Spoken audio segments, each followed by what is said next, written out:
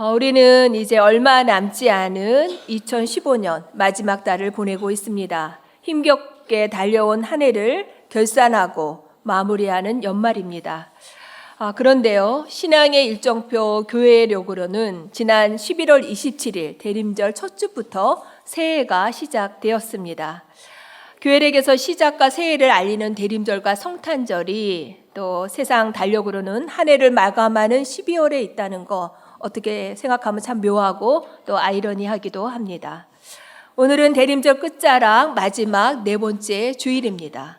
교회에서는 대림절의 시간 흐름을 볼 수 있도록 이렇게 5개의 초를 준비해서 한 주 한 주 초를 켜가며 대림절을 지내고 있습니다. 이제 대림절 초 4개는 다 켜졌고요. 이번 주 금요일 성탄절에 예수님의 탄생을 축하하며 성탄의 초가 밝혀지게 됩니다.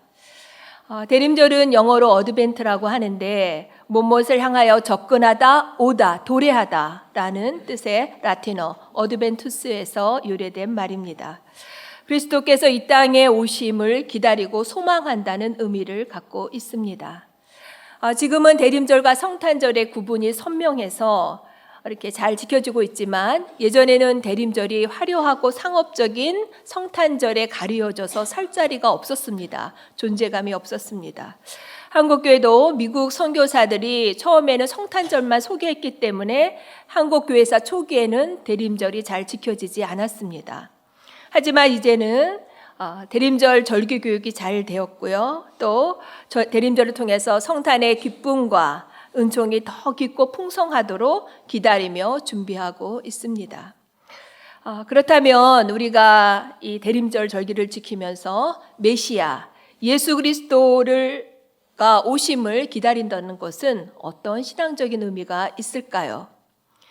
대림절은 2가지 큰 의미가 있습니다. 첫 번째는 과거에 일어났던 인류 최고의 사건, 예수님의 거룩한 탄생, 성탄을 기념하고 축하하기 위해 준비하는 기간입니다. 구약시대 유대인들은 하나님의 약속에 따라 메시아를 기다렸습니다. 두꺼운 구약 성경만큼이나 오랜 시간을 기다리고 또 간절히 소망했습니다. 오랜 기다림 끝에 드디어 메시아가 인간의 역사 속으로 들어오셨습니다. 약속하신 대로 신이신 성자 하나님이신 예수님이 2000년 전 이스라엘 베들레헴에 인간으로 아기로 태어나셨습니다. 예수님이 처음 이 땅에 오실 때 세상은 침묵했고 아무도 영접하지 않았습니다. 그 작은 몸 하나 편히 누울 곳이 없었습니다. 그 죄송스러운 마음으로 대림절을 통해 성탄절을 준비하고 있습니다. 교회는 성탄절을 통해 메시아의 언약이 성취된 것을 감사했고 또 우리가 각자의 생일을 기념하며 또 축하하듯이 예수님이 이 땅에 오심을 탄생을 기뻐했습니다. 그리고 거룩하고 신비로웠던 그 첫 번째 성탄절을 추억하며 축하하기 위해서 준비하는 시간으로 대림절을 보내고 있습니다. 2번째는 미래의 사건, 다시 오실 예수님, 즉 예수님의 재림을 기다린다는 의미가 있습니다. 예수님이 처음 오실 때는 아무런 주목도 받지 않고 고요히 연약한 아기로 오셨습니다. 그러나 다시 오실 예수님, 재림 예수님은 처음 오실 때 초림 때와는 달리 온 세상이 다 알도록 영광 중에 오실 것입니다. 우리는 대림절을 통해 다시 오실 주님을 소망하며 기다리고 연습하고 있습니다. 우리는 이렇게 4주간의 대림절을 보내며 예수님의 탄생, 초림을 추억하고 기념하면서 동시에 재림에 대한 소망과 기대감을 새롭게 하고 있습니다.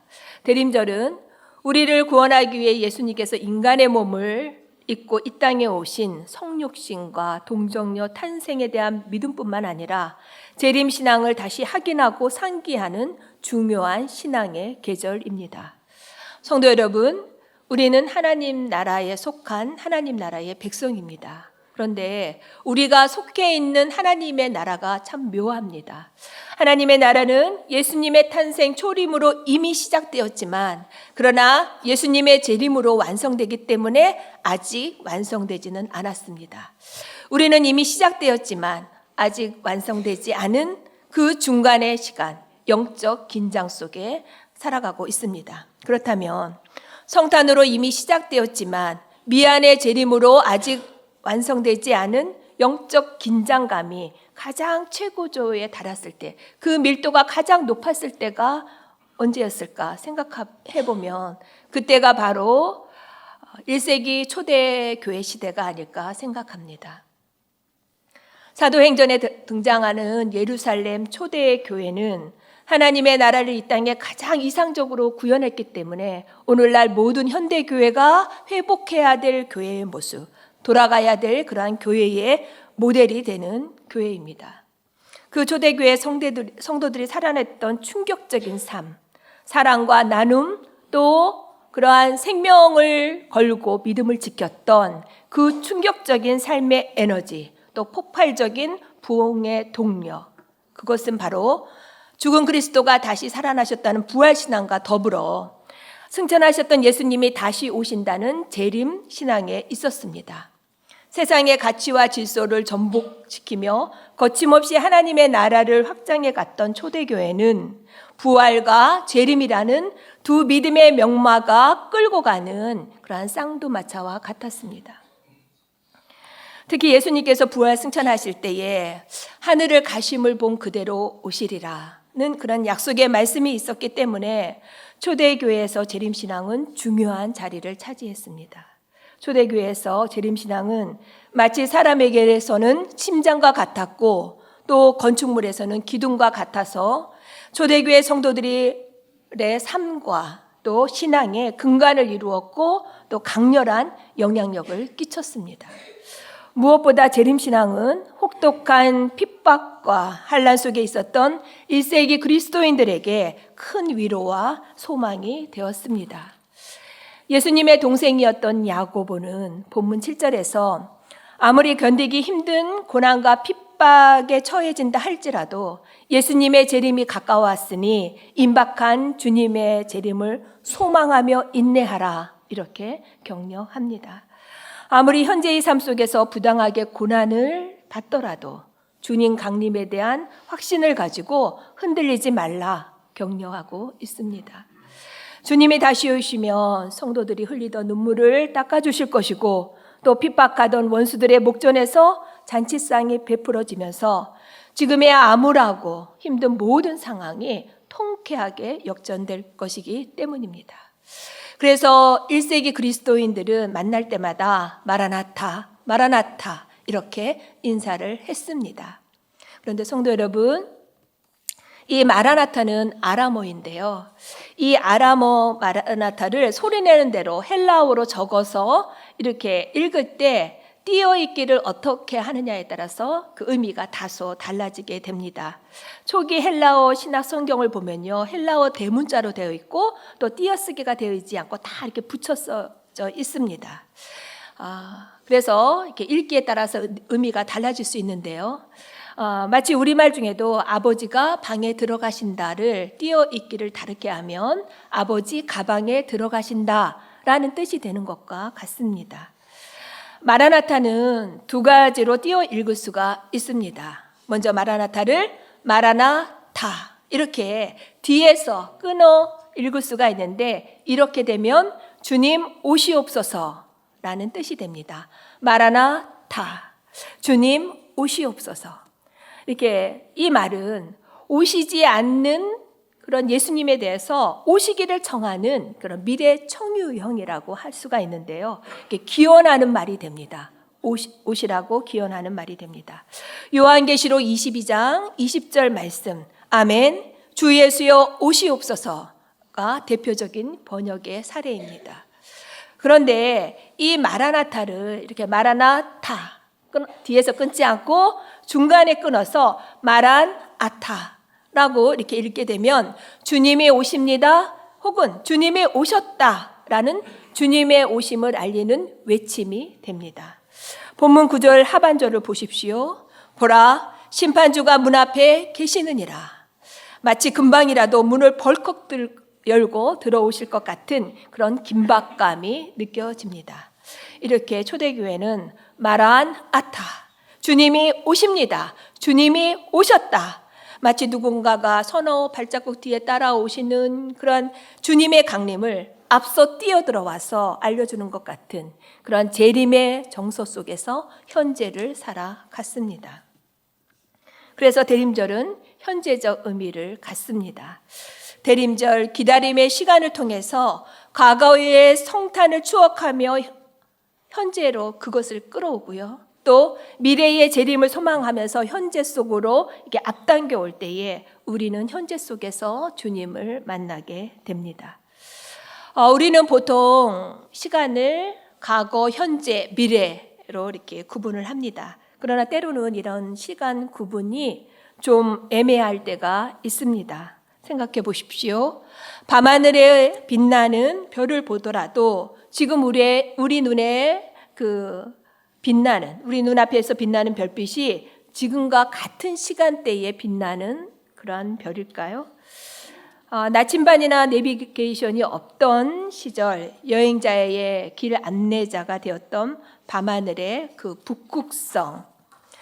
이 북극성은요, 지구로부터 800광년이나 떨어진 곳에 있다고 합니다. 그 광년이라는 것은 빛이 1년 동안 가는 속도인데요. 빛은 1초에 30만 킬로미터를 간다고 합니다.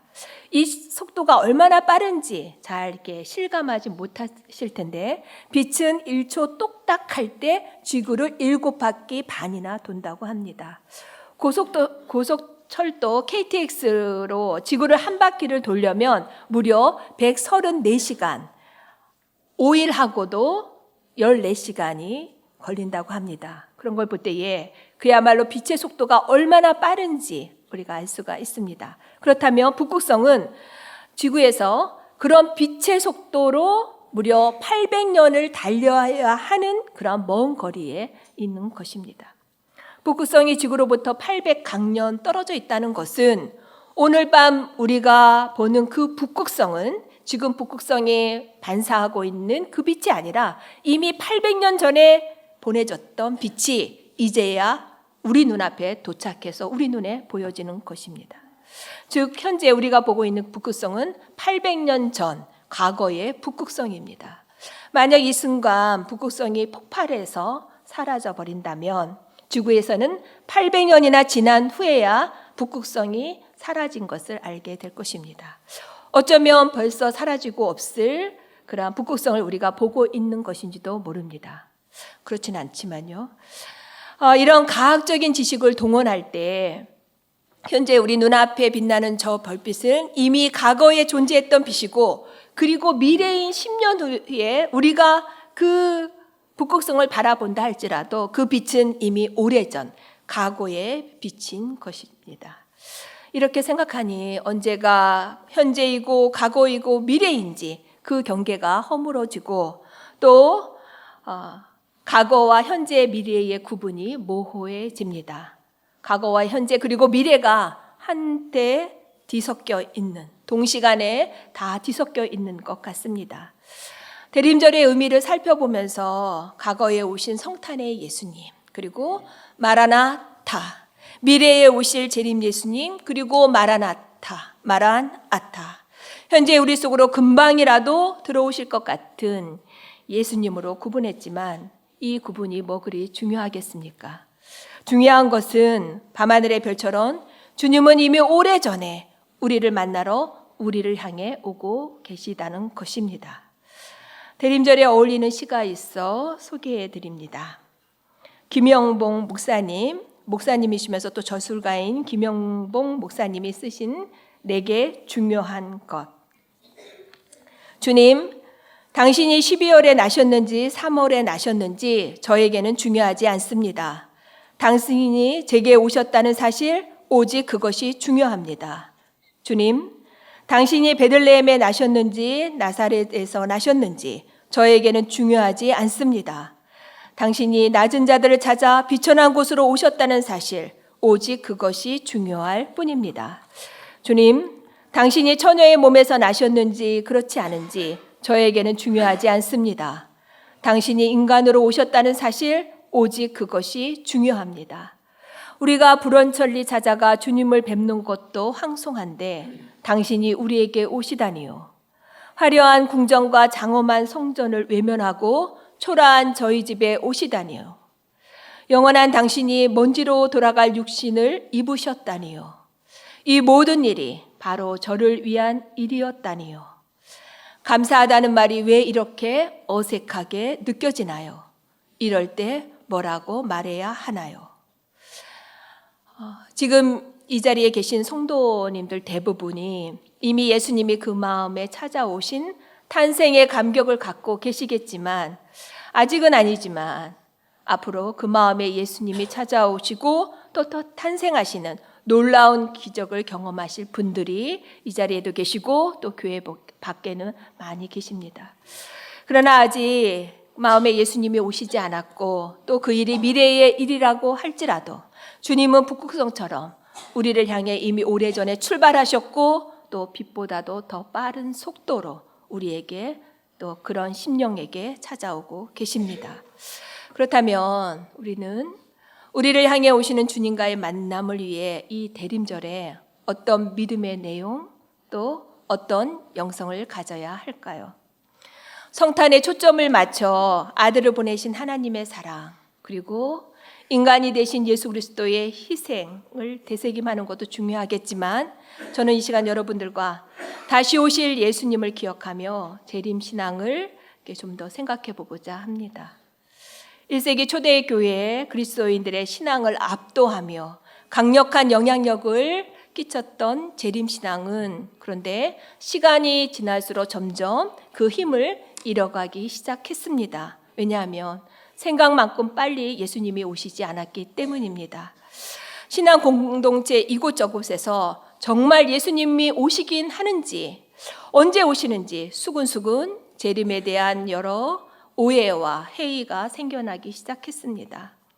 예수님 재림에 대한 다양한 논의들이 있었고 또 다소 혼란스러운 상황이 벌어지기 시작했습니다.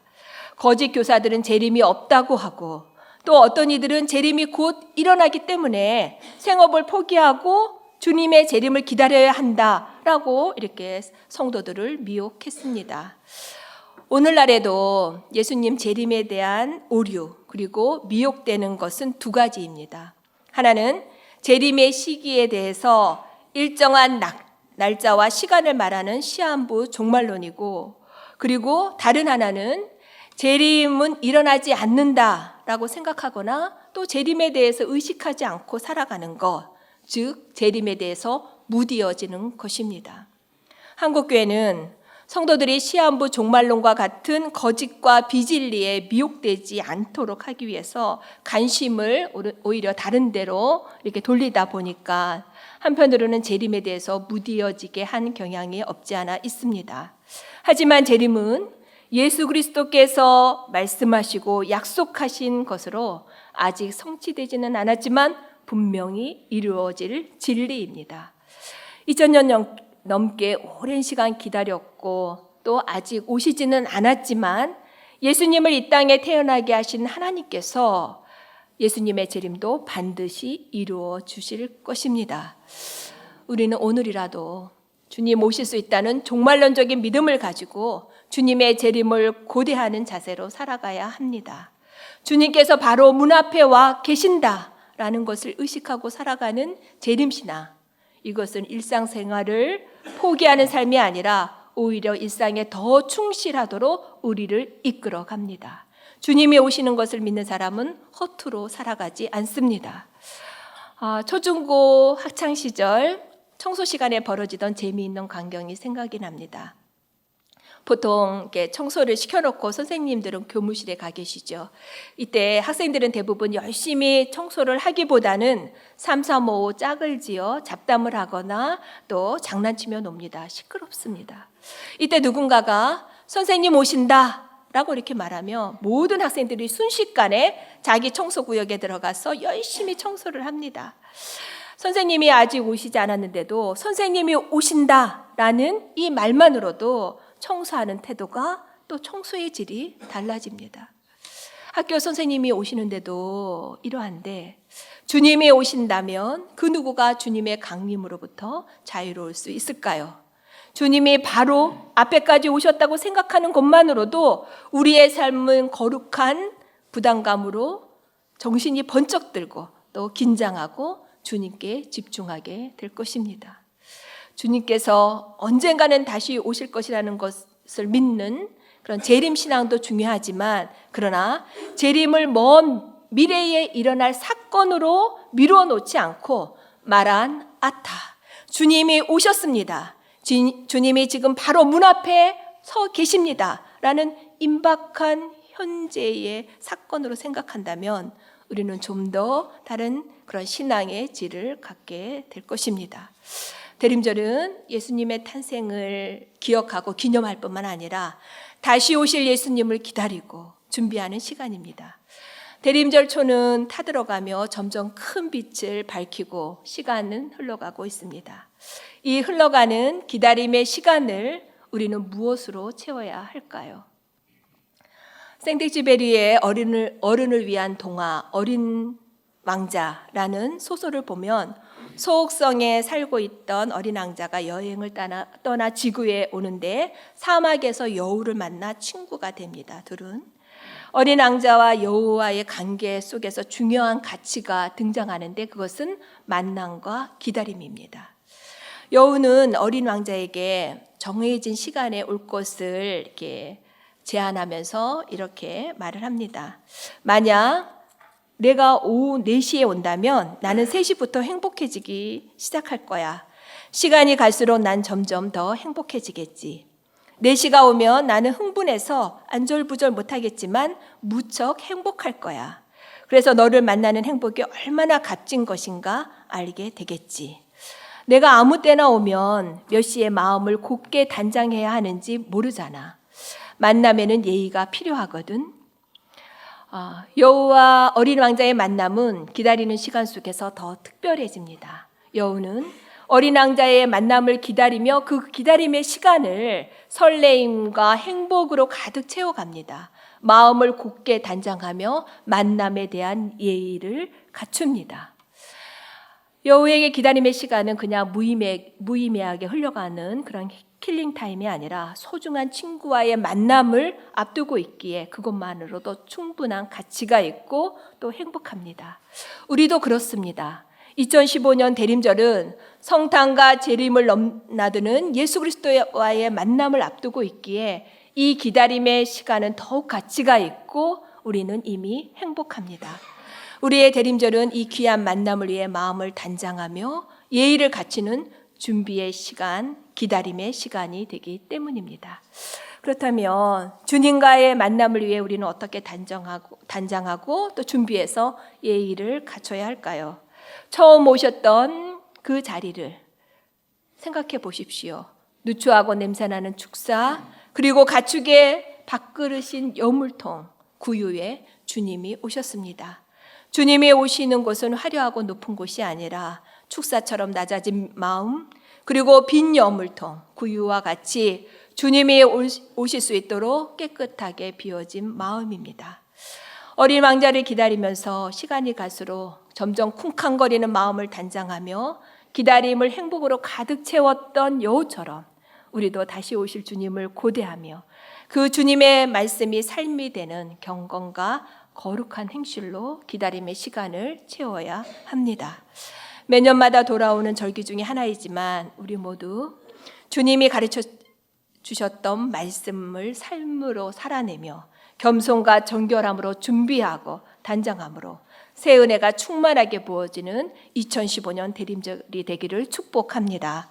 이제 저 대림절의 초가 점점 들어갈수록 우리 마음과 이 세상에는 성탄 예수님, 재림 예수님, 임마누엘 예수님의 큰 빛이 더 밝게 빛날 것이고 또 하늘에는 영광, 우리는 큰 기쁨과 평화를 누리게 될 것입니다. 아멘. 기도하겠습니다. 존귀하신 주님, 주님은 이미 우리를 위해 이 땅에 오셨고 그리고 약속대로 다시 오실 주님이십니다. 그러나 그 중간의 시간에도 임재하시어 지금 우리와 함께 하시니 감사합니다.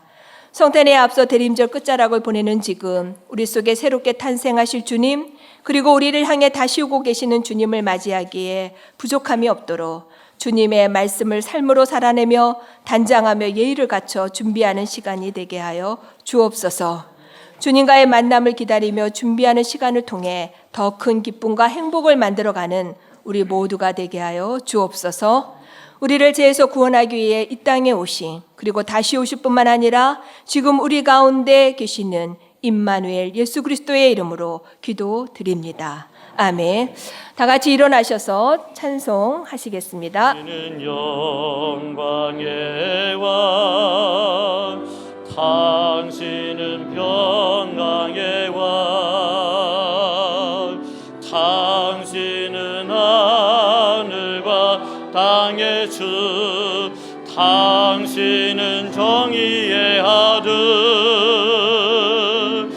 천사가 무릎 꿇고 예배하는 찬송하네. 영원한 생명 말씀, 당신은 예수 그리스도 주. 호산나 다윗의 자손께, 호산나 불러 왕 중의 왕. 높은 하늘의 영광을 예수 주 메시아. 당신은 영광의 왕, 당신은 영광의 왕, 당신은 평강의 왕, 당신은 평강의 왕. 당신은 하늘과 땅의 주, 당신은 정의의 아들. 천사가 무릎 꿇고 예배하고 찬송하네. 영원한 생명 말씀, 당신은 예수 그리스도 주. 호산나 다윗의 자손께, 호산나 불러 왕 중의 왕. 높은 하늘의 영광을 예수 주 메시아네.